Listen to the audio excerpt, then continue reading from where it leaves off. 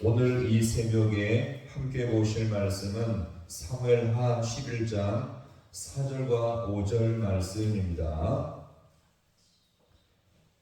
사무엘하 11장 4절과 5절 말씀을 함께 합독합니다. 다윗이 전령을 보내어 그 여자를 자기에게로 데려오게 하고 그 여자가 그 부정함을 깨끗하게 하였으므로 더불어 동침하며 그 여자가 자기 집으로 돌아가니라. 그 여인이 임신함에 사람을 보내 다윗에게 말하여 이르되 내가 임신하였나이다 하더라. 아멘. 할렐루야.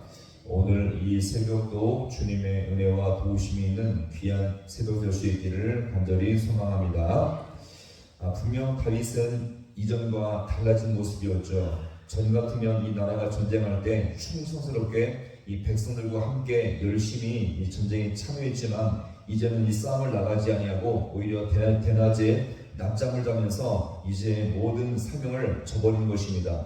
게다가 저녁 때 일어나서 왕궁 옥상을 거닐다가 목욕하는 여인을 보게 되자 정욕이 발동하게 된 것이었죠. 자, 그러자 이 다윗의 태도가 무엇입니까? 오늘 11장 4절의 말씀을 함께 보겠습니다. 다윗이 전령을 보내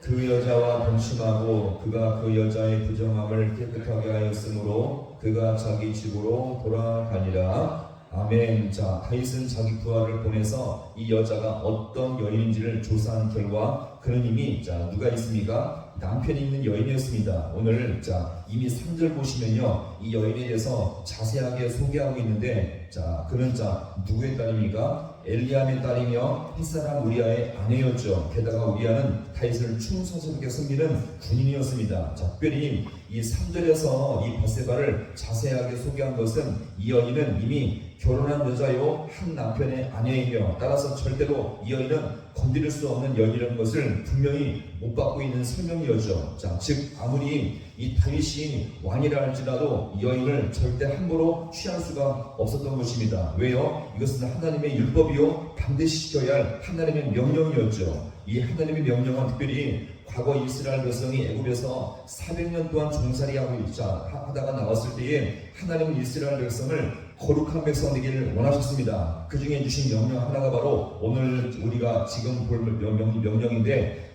출애굽기 20장 17절에 보시면 같이 합니다. 내 이웃의 집을 탐내지 말라. 그러면서 이렇게 말합니다. 내 이웃의 아내나 그의 남종이나 그의 여종이나 그의 소나 그의 낙이나 무릇 내 이웃의 소유를 탐내지 말라. 할렐루야.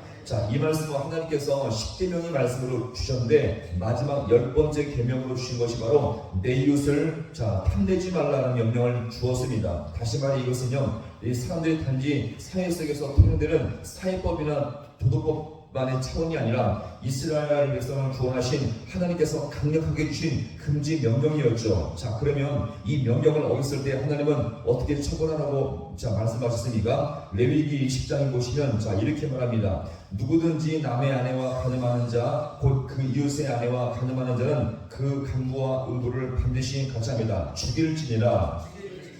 이 명령에 의해서 하나님은 강력하게 처벌하고 심판하실 것을 명령하셨는데, 이것을 범하는 사람은 누구든지 그 사람이 권력자이든 다윗처럼 왕이든 누구든 상관없이 간음한 모든 자는 죽이라고 주님께서 명령하게 되었던 것입니다. 그러면 우리가 마지막으로 볼 것은요, 궁금한 것은 이것입니다.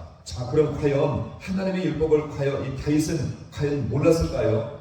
이 율법을 몰랐기 때문에 이 다윗이 범죄한 것일까요? 그렇지 않습니다.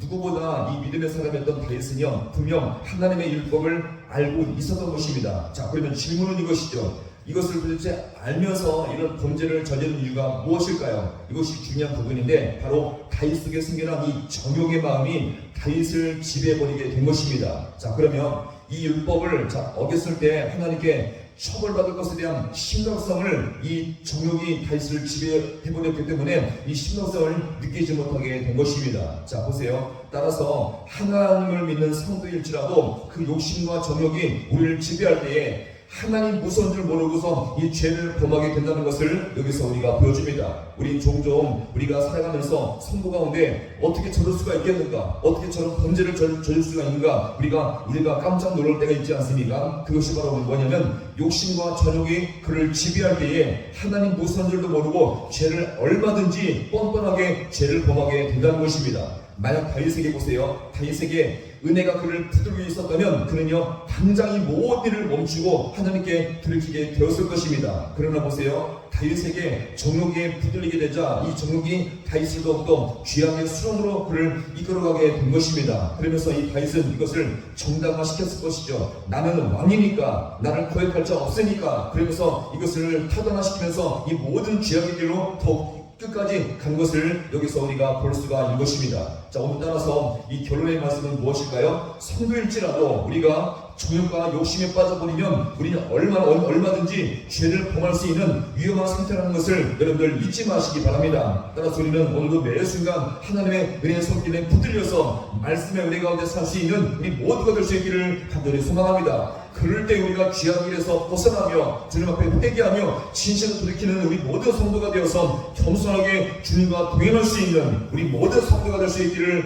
주님의 이름으로 간절히 축원합니다. 기도하시겠습니다.